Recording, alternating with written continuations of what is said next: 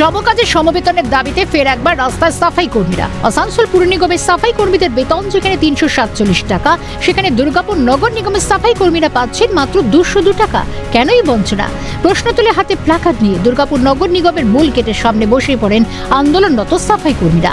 ওঠে স্লোগান, প্রশ্ন ওঠে নিজের জীবন বাজি রেখে যারা শহর পরিষ্কার পরিচ্ছন্ন রাখেন তাদের সঙ্গে কেনই বঞ্চনা?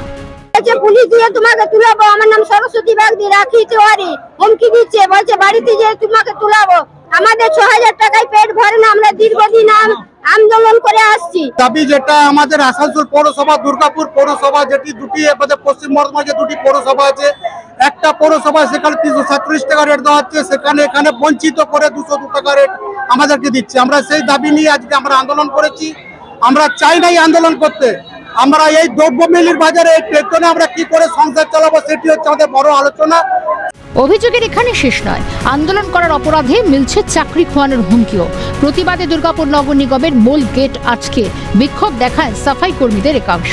তাদের কথায় দ্রব্যমূল্য বৃদ্ধির বাজারে ২০২ টাকায় চলে না সংসার।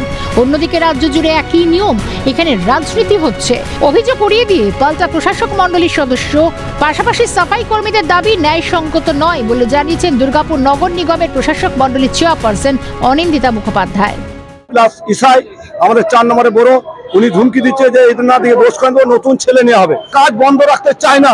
আমাদেরকে পেটে ধিৎকারে ৬ টাকা, এখনকার দিনে বাজার কি করে সংসার চলে, ছেলে মেয়ে আছে, মা বাবা। ওয়েস্ট বেঙ্গলের জন্যই এটা আছে।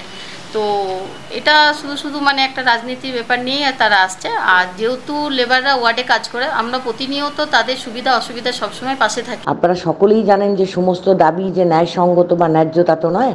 কিছু কিছু কথা ওরা বলেছিলেন, আমরা হয়তো সেই মুহূর্তে সেটা করে উঠতে পারিনি। যেটা সম্ভব সেটা কিন্তু আমরা যথাসাধ্য চেষ্টা করছি যাতে করে দেওয়া যায়। বুধবার সকাল থেকে কাজ বন্ধ রেখে চলে বিক্ষোভ। পরিস্থিতি সামাল দিতে ঘটনাস্থলে পৌঁছায় পুলিশ। সাফাই কর্মীদের আন্দোলনকে সমর্থন আইএনটিইউসির।